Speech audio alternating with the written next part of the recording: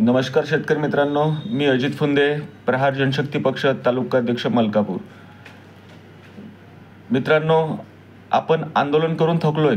बच्चू भाऊ आंदोलन करून थकत आहेत, पण सरकारला अजूनही जाग येत नाही. तर आता एक नवीन आंदोलन आपण चालू केलं आहे, पत्र आंदोलन. आता आपले स्थानिक आमदार खासदार असो यांना पत्र पाठवून पत्रातून आपला निषेध व्यक्त करायचा आहे. आपल्याला त्यांनी आश्वासन दिलं, निवडणुकीच्या अगोदर एक आश्वासन दिलं की आमचं जर सरकार आलं तर आम्ही शेतकऱ्यांना कर्जमाफी करू. कर्जमाफी तर सोडाच, पण त्यांचे मंत्री संत्री शेतकऱ्यांबद्दल दिवसागणिक नवीन एक टिप्पणी करतायत, ज्याचा शेतकऱ्यांना राग येतोय. कालच एक बुलढाण्याचा पालकमंत्री बरळला की शेतकऱ्यांना कर्जमाफीची गरज नाही. खरंच गरज नाही आम्हाला शेतकऱ्यांना. आम्हाला तुमच्या कर्जमाफीची गरज नाही. आम्हाला आमच्या मालाचा भाव ठरवू द्या. कोणताही व्यापारी स्वतःचा माल बनवतो तर त्याचा मालाचा भाव ठरवायचा अधिकार त्याला स्वतःला असतो. एक साधी साबण पहा, तो त्याची किंमत ठरवून देतो. साबणीची किंमत 5 रुपये 10 रुपये तो ठरवतो. पण शेतकऱ्यांना शेतमालाचा भाव ठरवण्याचा अधिकार नाही किंवा कोणाला विकायचा तोही अधिकार नाही. त्याच्याकरता आम्हाला कर्जमाफी हवी. तुम्ही जर आमचा भाव ठरवत असाल तर आम्हाला जो तोटा झालेला आहे, जो तुम्ही आमच्या मालात आम्हाला तोटा केलेला आहे, त्याच्यामुळे आमच्यावर कर्ज झालेलं आहे शेतकऱ्यांवर. एक काळ असा होता की शेतकरी बँकेकडे डिपॉझिट देत होता, पण आता या सरकारने आपल्याला रडकुंडीला आणलेलं आहे. शेतमालाचा भाव ते ठरवतात, खताचे भाव ते ठरवतात. खत मला आठवतं आहे 300 रुपये थैली मी आणलेली आहे. मी लहान होतो, माझे बाबा मला सांगायचे, बेटा हे पैसे घे आणि आपल्या तालुक्याच्या ठिकाणून आपल्याला खत घेऊन ये. तर त्यावेळेस 200-300 रुपये थैली यायची. आता 30 थैली 1200 ते 1800 रुपये झालेली आहे. भावाबद्दलही समजत नाही एवढे भाव वाढले कसे. पण सोयाबीन त्यावेळेसही 3,000-3,500 होतं. आजही तोच भाव, आम्ही स्वतःही तोच भाव विकतोय. बाबांच्या काळात तोच भाव होता. खताचा भाव 5 पट वाढला. सोयाबीनचा भाव जो आहे तोच आहे. म्हणून आम्हाला कर्जमाफी हवी. तुम्ही आम्हाला जे फसवतायत, आमच्या मतासाठी तुम्ही आम्हाला चुकीची घोषणाबाजी करून निवडून येतात आणि निवडून आल्याच नंतर आमचा हक्क आम्हाला देत नाही. तर त्याच्यासाठी बच्चू भाऊंनी एक नवीन आंदोलन चालू केलेलं आहे.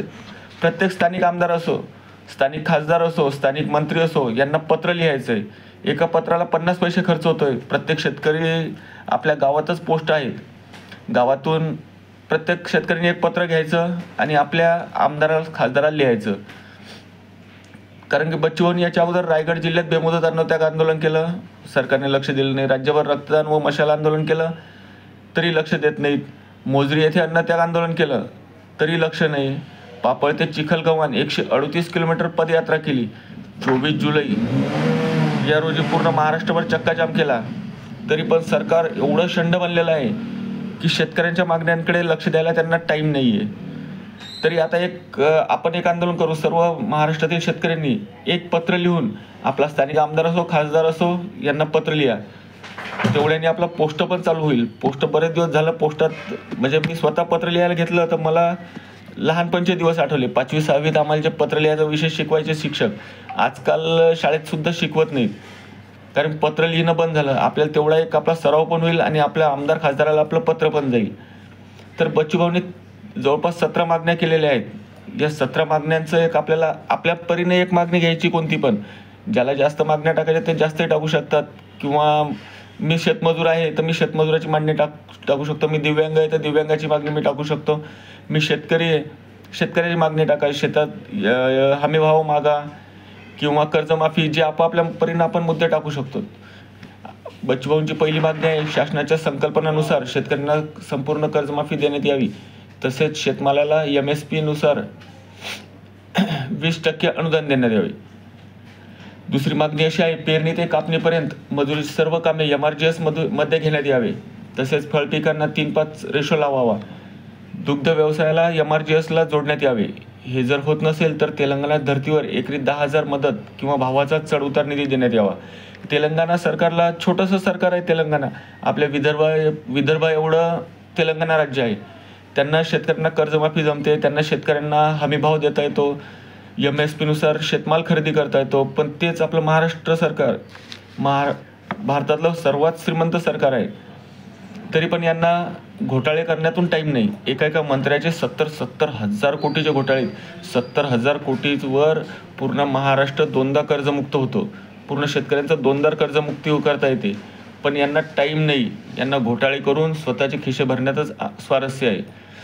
शेतकऱ्यांप्रमाणे शेतमजुरांना अपघाती मृत्यू झाल्यास आर्थिक सहाय्य देण्यात यावे. आता तर शेतकरी खूप कमी राहिले, शेतमजुरांची संख्या वाढत चालली आहे. कारण की शेतकरी भूमिहीन होतोय आणि शेती करण्यापेक्षा शेतमजुरी करण्यात त्याला पैसे भेटत आहेत. तर शेतकऱ्यांप्रमाणे शेतमजुरांबद्दलही एक महामंडळ स्थापन करावे अशी भाऊंची मागणी आहे. चौथा मुद्दा असा आहे, ज्याप्रमाणे रासायनिक खताला अनुदान देण्यात यावे त्याचप्रमाणे जे शेतकरी शेणखत बनवतो, सेंद्रिय खत बनवतो त्यालाही अनुदान देण्यात यावे. दिव्यांगांचा मुद्दा असा आहे, दिव्यांगांना व विधवा महिलांना 6,000 अनुदान देण्यात यावे. दिव्यांगांकडं महाराष्ट्रातला एकही मंत्री, आमदार, खासदार लक्ष देत नाही. बच्चूभाऊ एक दैवत आहे दिव्यांगांचं. त्यांनी 6,000ची मागणी केलेली आहे. घरात जर दिव्यांग आहे तर तो काम करील कसा? एखादा व्यक्ती 100% अपंग असतो, त्या दिव्यांगाला कुठेही काम करता येत नाही. त्याचा घर खर्च चालेल कसा? त्याला लेकरं आहेत, त्याची बायको आहे, मुलं आहेत, त्यांचा शिक्षणाचा खर्च दिवसेंदिवस वाढत चाललेला आहे. त्याच्यासाठी 6,000ची मागणी भाऊंनी केलेली आहे. त्याचे दिव्यांग बांधव 6,000चं पत्र लिहून आपल्या स्थानिक आमदार, खासदारांना पत्र लिहून पाठवू शकतात. 6वा मुद्दा असा आहे, 7 एप्रिल 2025 रोजी मुख्यमंत्र्यांच्या अध्यक्षतेत झालेल्या बैठकीत इतिवृत्ताप्रमाणे शासन निर्णय काढण्यात यावे. जे मुख्यमंत्र्यांनी बैठक घेऊन हे केलं होतं त्याचा शासन निर्णय लवकरात लवकर काढण्यात यावा. 7वा मुद्दा, युवकांच्या हाताला काम द्यावे, नाहीतर सन्मानजनक दाम देण्यात यावे. तसेच रिक्त जागा तातडीने भरण्यात याव्यात व जास्तीत जास्त पदसंख्या जाहिराती प्रसिद्ध करण्यात याव्या. बरेच ऑफिस रिकामे पडलेले आहेत, बऱ्याच सरकारी जागा भरलेल्या नाहीत, तर त्या लवकरात लवकर भरण्यात यावे. 8वा मुद्दा, शहराप्रमाणे ग्रामीण भागातील घरकुलांकरिता समान निकष लावून किमान 5 लाख अनुदान घरकुल लाभार्थ्यांना देण्यात यावे. घरकुल लाभार्थ्यांना खेडेगावात 1,25,000 रुपये अनुदान आहे आणि शहरात 2.5 लाख अनुदान आहे. तर भाऊंची मागणी अशी आहे की 5 लाखापर्यंत, कारण खर्च वाढलेला आहे, सिमेंट, रेती, बांधकाम सर्वचे भाव वाढलेले आहेत, तरी त्याप्रमाणे 5 लाख अनुदान करण्यात यावे. मेंढपाळ व मच्छीमार यांच्याकरता स्वतंत्र धोरण तयार करून त्यांचे प्रश्न मार्गी लावावे. 10वा मुद्दा असा आहे, निवासी अतिक्रमण नियमाकुल करण्यात यावे. 11वा मुद्दा आहे, मनरेगामधील मजुरी 312 वरून 500 रुपये करण्यात यावी. जे खेडेगावात मनरेगाचे कामे मिळतात त्याची मजुरी 312 रुपये मिळते, ते 500 रुपये करण्यात यावी. दुधातील भेसळ रोखण्यात यावी. तसेच गाईंच्या दुधासाठी बेस रेट 50 रुपये प्रति लिटर व म्हशीच्या दुधासाठी बेस रेट 60 रुपये प्रति लिटर देण्यात यावा. सरकार काय करतं, दुधाचे भाव वाढले की बाहेरून पावडर आयात करतं, त्या पावडरपासून दूध बनवून आपल्यापर्यंत पोहोचवतं. पण शेतकरी जो दूध उत्पादन करतो त्यांना भाव खूप कमी देतात. कांद्याचे 13वा मुद्दा असा आहे, कांद्याचे दर स्थिर राहावेत यासाठी किमान 40 रुपये प्रति किलो बाजारभाव होईपर्यंत निर्यात बंदीचा निर्णय करू नये. निर्यात बंदीचा निर्णयानंतर बाजारभाव कोसळताच त्यावेळेस बाजारभाव सावरण्यासाठी नाफेड व NCCF सारख्या संस्थांनी थेट शेतकऱ्यांचा कांदा बाजार समितीमधून खुल्या लिलावात खरेदी केला पाहिजे. किमान 25 रुपये प्रति किलो भाव राहावेत यासाठी शासन धोरण बनविण्यात यावे. 14 मुद्दा असा आहे, 2025-26 या वर्षासाठी ऊस पिकाला प्रति टन 4300 रुपये दर 9% रिकव्हरी बेस रेट धरून मिळावा. तसेच पुढील 1% रिकव्हरी 430 रुपये FRP दर मिळावेत. तसेच प्रत्येक शेतकऱ्याला काटा करून रिकव्हरी काढण्यासाठी स्वतंत्र यंत्रणा निर्माण करण्यात यावी व 15 दिवसामध्ये पैसे दिले नाहीत तर व्याजासह पैसे वसूल करण्याचे अधिकार स्थानिक यंत्रणेला देण्यात यावे. 15वा मुद्दा असा आहे, ग्रामपंचायत कर्मचाऱ्यांना वेतन असलेली वसुलीची अट रद्द करण्यात यावी. ग्रामपंचायत कर्मचारी जे आहेत, आपल्या प्रत्येक गावात एक पाणी पुरवठादार असतो, एक शिपाई असतो, त्यांना काय सांगतात की तुमचा पगार त्याच वेळेस होईल, तुम्ही गावातून वसुली करू नका. ही अट रद्द करण्यात यावी.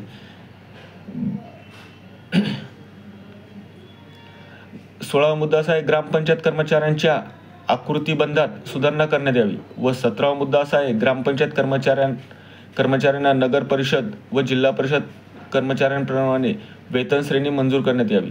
ग्रामपंचायत कर्मचाऱ्यांना वेतन खूप कमी असते, त्यांना नगरपालिका व जिल्हा परिषदमध्ये जसं वेतन मिळतं तसं वेतन करण्यात यावे. तरी मित्रांनो, लवकरात लवकर सर्व शेतकरी बांधवांनी, शेतमजुरांनी, ग्रामपंचायत कर्मचारी सर्वांनी एक पत्र आज घ्यायचं आणि आपल्या स्थानिक आमदार खासदाराला पाठवायचं. पत्राचे मुद्दे मी सोबत जोडत आहे, तरी सर्वांनी पाहून हे मुद्दे आपल्या हिशोबाने मुद्दे टाकून सर्वांना पाठवावेत. धन्यवाद.